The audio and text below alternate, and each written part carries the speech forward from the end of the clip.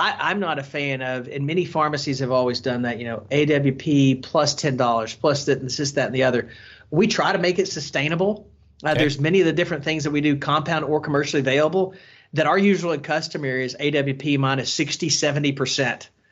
Because we're trying to not only have a clear path of, hey, prescriber, here's documentation associated with its usage. It's not anecdotal. The information is compelling. But also I know that if you've got a payer out there, if you and I are going to eat dinner and you say it's on you, guess whose opinion matters more on where we eat? Right. Yours. And so to me, I view Caremark, Express Scripts, Optum, Humana, all the different ones, they're a customer to us. They need to feel we add value. And so all this data to support the usage of those medications needs to be there. And one of the things I think is useful is being able to have the conversation of, I'm not even asking for your allowable. You'd pay me substantially more than I'm asking in many situations. I'm good with what I'm got. Interesting. So you have a relationship. Do you talk regularly with PBMs, and do you have a? Yes. We've worked on that for 15 years. We had one PBM down, and it was one of those, I wouldn't say YOLO moment, but it was a defining moment for the business that we had all sorts of different payers down, and had a gentleman down. He had brought a team, and it was one of those meetings that you go into, and it's palpable tension. You don't understand why, because he was coming at my request. I want to give a tour. I want to talk about different things.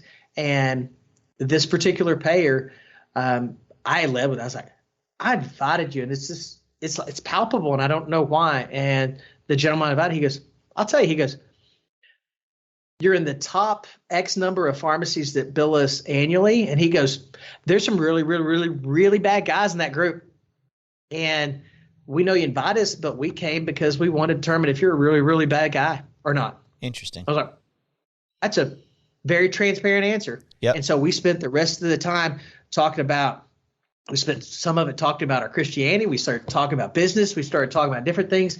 And his statement, he goes, Richie, you've done a good job in pharmacy. You've done a poor job in educating payers on your value add.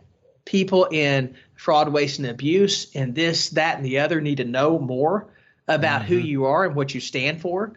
And so there's a lot of things that I put forward to payers that some of my peers wouldn't like. I think it's stupid that there would ever be a prenatal vitamin or equivalency thereof that's $1,000. Right. So some of the different things that PDS put forward, and I talked about that on the main stage of, ketoprofen is a pharmacist that used to be a Rutus KT back in the day, and it was 75 milligram tablet, and it cost me $100 a bottle. That there's a new 25 milligram that comes out that's $3,000 AWP or some ungodly number. Those have never been dispensed here. And so I believe that now the other side of the coin is, and I agree, that if a pharmacist goes, well, if the payer, the plan sponsor elects to cover that, isn't it their prerogative? I agree. That is their prerogative. But if I go, I want Richie's to be looked to and viewed positively by payers, I think putting up guardrails around, these are some things we will do.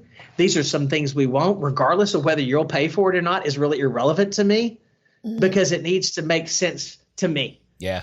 And if it doesn't make sense and it just goes, does it click the box of ethically strong, clinically strong, and fiscally strong?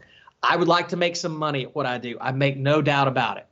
But if I go, I make some money and ethical, clinical, that's not me.